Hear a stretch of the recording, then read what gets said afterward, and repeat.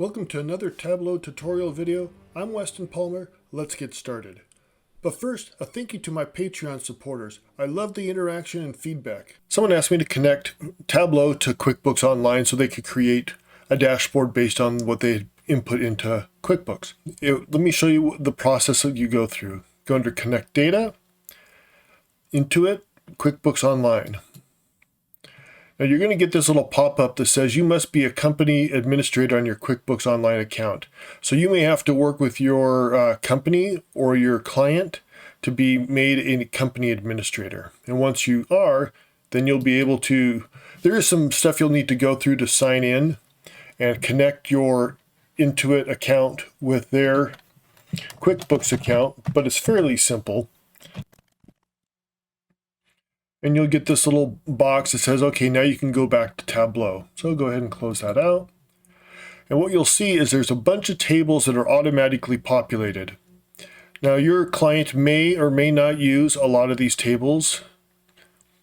But the main one, if you're looking for expenses, sales and expenses, you're going to want this one right here. Sales and expense line items.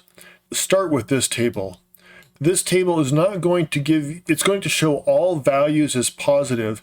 And where things get really tricky is with accounting, you've got debits and credits and they balance each other out. So it's really complicated from a data point of what is a positive number and what is a negative number, and when is a positive positive and when's a negative negative. One of the things you're going to want to do is you're going to want to connect into something called journal entry. You're going to open this up, journal entry, and bring this over. It's going to be a left join because not everything is going to have a journal entry.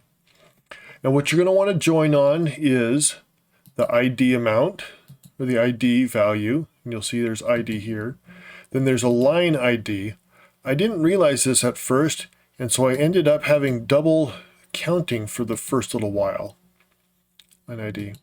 Now this is something I haven't double checked. This is where I first started, was line detail account reference name.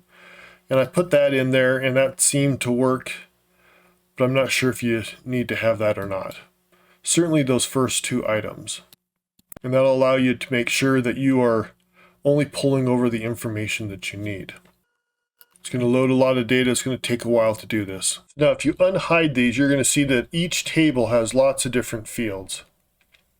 One of the things I'm going to show is bring over that there's a lot of different transaction types, right? And as I mentioned, there's debits and credits.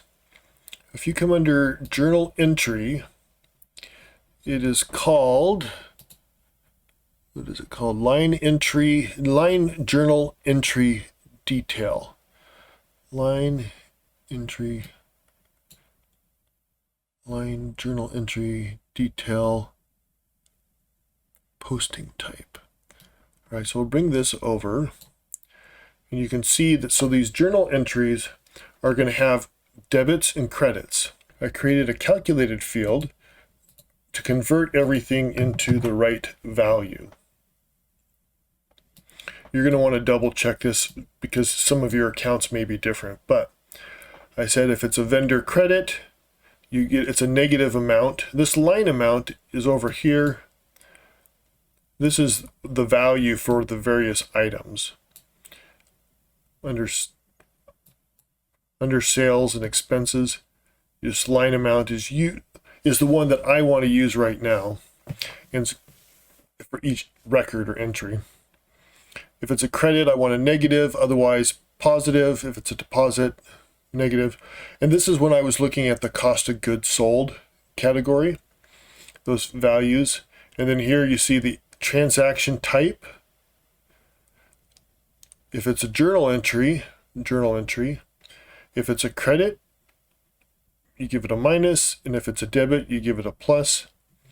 And so that way you make sure that you are getting the plus or the minus for your particular account. It helps to have a little bit of a background in accounting, but those are a couple of things that I found that would have been nice to know, that I spent several hours trying to figure out on my own.